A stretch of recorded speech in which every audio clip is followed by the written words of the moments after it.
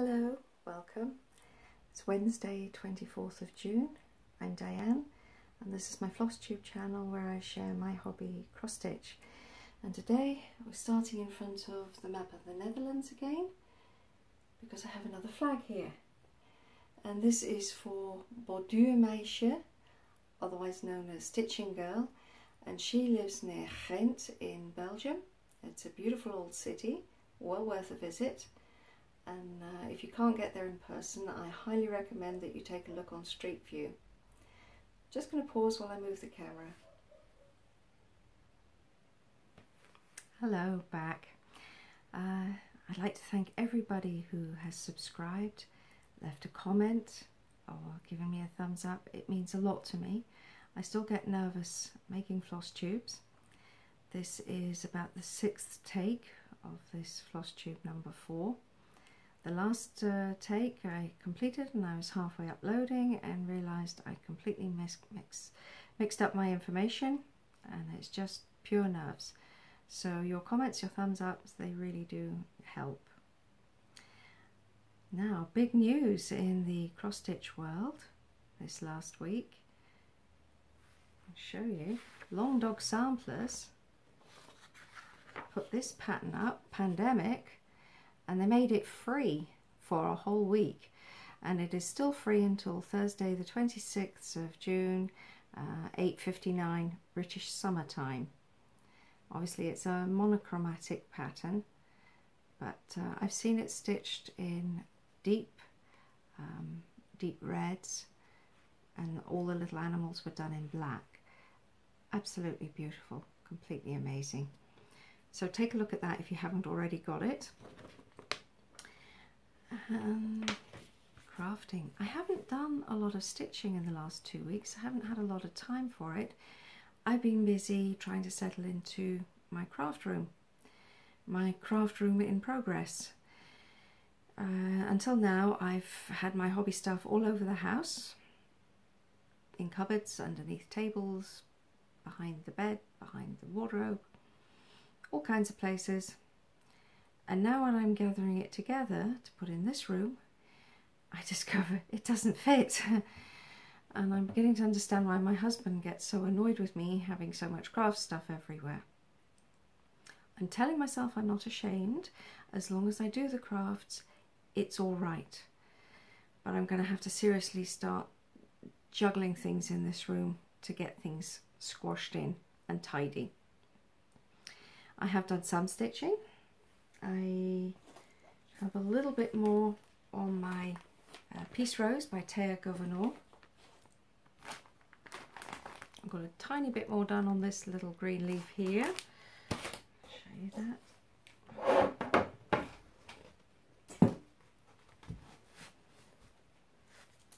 Oops. That one there. That's all that's new. And if I hold the canvas right back, I actually need to stitch all the way over to here and all the way over to there and quite a way down here.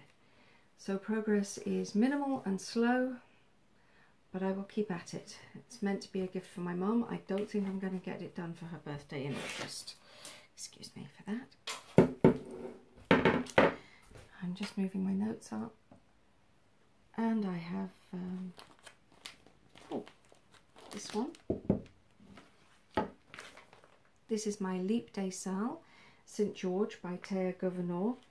The idea being that I complete it by the next leap day. How much have I done? Yeah, stitching in hand, and I think I've done that bit. I've done that bit, and I think I need to stitch a bit more to catch up on where I need to be. But I do have 3.5 years to get there, so that should be all right. And I've done a little bit more on my popcorn chart. This is Popcorn Autumn. This is the one where I saw it as a tiny little thumbnail picture on a second-hand site and thought, oh, that'll be really good for a card, a nice little round card. But it won't be a little card at all. I'll have to do something else with it. It's quite large for a card. But I got some of this stitching done in here. This is stitched on, I think, 16 count Ada with one strand of floss, and these are crosses. I've got some back stitching done, and the blue here in the sky are half crosses or tent stitch. And I have a finish. I'm very pleased with this. My Jardin Prive, Patchwork aux Chouettes, the Owl's Patchwork.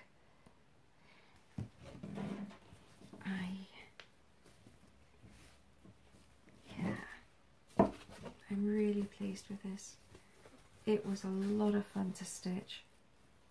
I stitched this from my box of random. Some of the threads, the floss had no numbers, and some of them did have numbers that just hadn't been put away properly, or they were anchor and not DMC or something like that. I just chose by colour, and it was a lot of fun to do it that way. I changed the pattern slightly. Some of these motifs, a couple of them I left out because I wanted 2 squirrels and I wanted 2 lots of acorns. And the watering can was originally a dark brown, sort of dark greenish brown, and I've done it in a silvery grey to look like an aluminium can, and it shows up better in real life than here. It's stitched on, I think, 14 count Ada in a sort of khaki. This was a piece I had in my stash, and I've purchased it somewhere from someone else's stash. By the size of it, it looks like it was meant for a kit. But I think it looks lovely here. And all this back stitching, I called it fencing last time, and I still think of it as fencing. I still think of it as a garden, and everything is fenced into its own little box. But obviously it's meant to represent patchwork.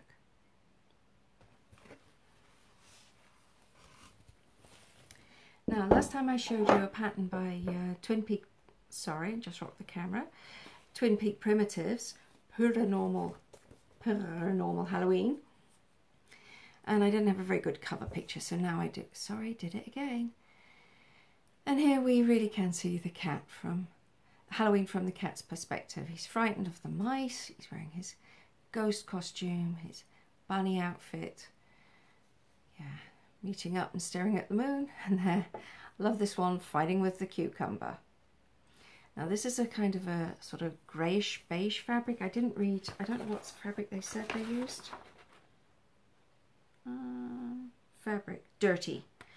They stitched it on 16 count Ada, and this was called Dirty. Excuse me, I'm going to rip the band-aid off. Oh, not too bad.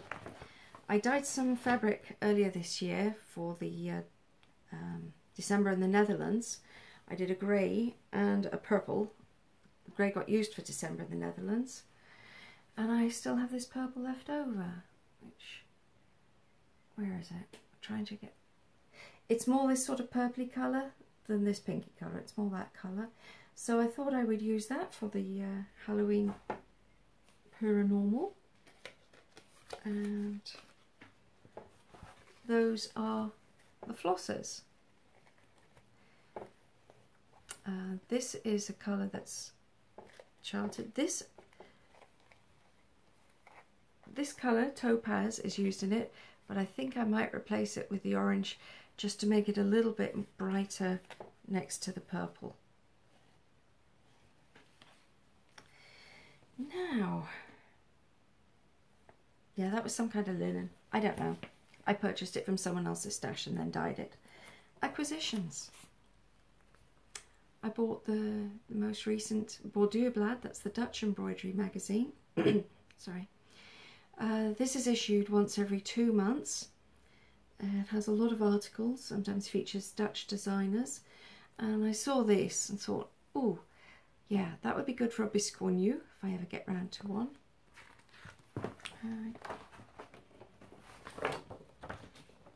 Oops. Contents page with little thumbnails there. And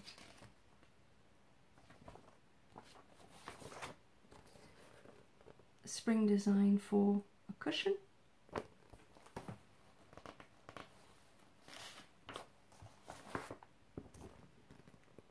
matching letterbox.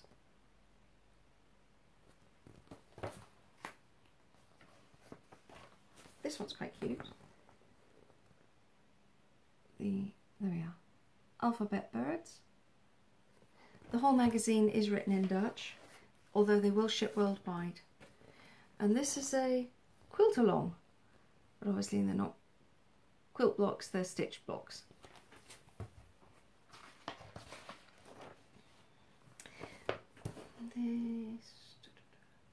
These are patterns from Stitchonomy, and if you do the puzzle you could win one. And they have a picture, hats through the ages, I think. Well, no, it's sorry. These are hats from the 1920s. I didn't know that. There's a couple there I thought were more 50s. But then it has some advertising pages, just showing things and special offers.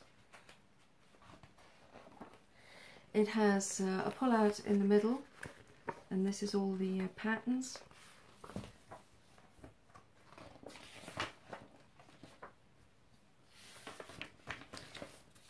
So advertising some fabric there, and you can order through the magazine. And there's the hearts. The heart. I really like that with the yellow flowers. I think that's really pretty, white and yellow.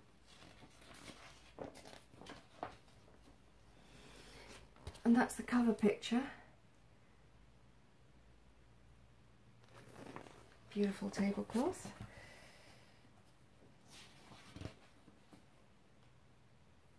Oh, and this is featuring using waste canvas to decorate the back of a jacket. And that's what Claire McLaren did, which I showed a couple of weeks ago. And it takes you through it step by step.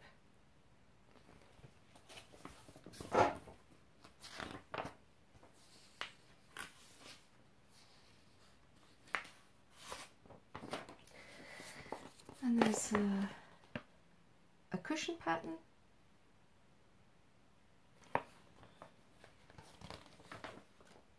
And there's the little designs which I think would, sorry, the lights on there, there we are, which would be perfect for biscornu.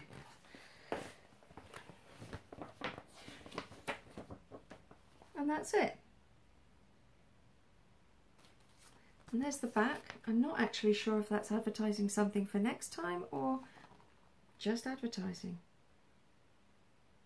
No, Vivaco advertisement. Yeah. The other thing I have is a download, and this was a free one from Cross Stitch Collectibles. Every month they bring out a new mandala, and they are spectacular. Some of them look like the most gorgeous stained glass windows. And then they take a section of the mandala for a bookmark and they make it as a free download.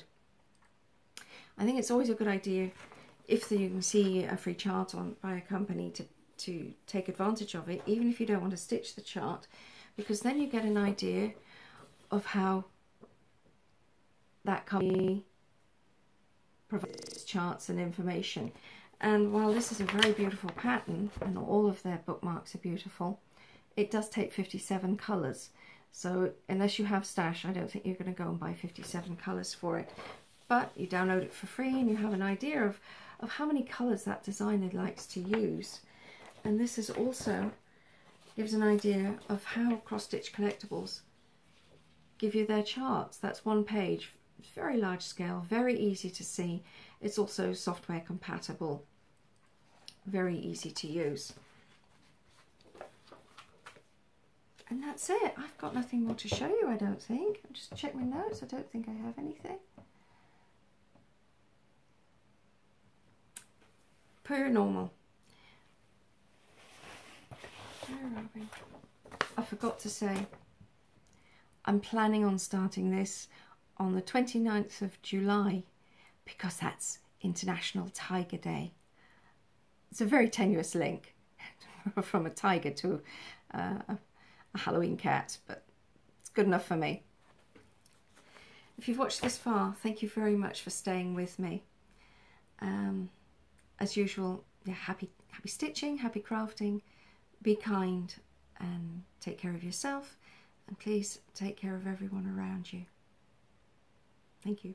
Bye-bye.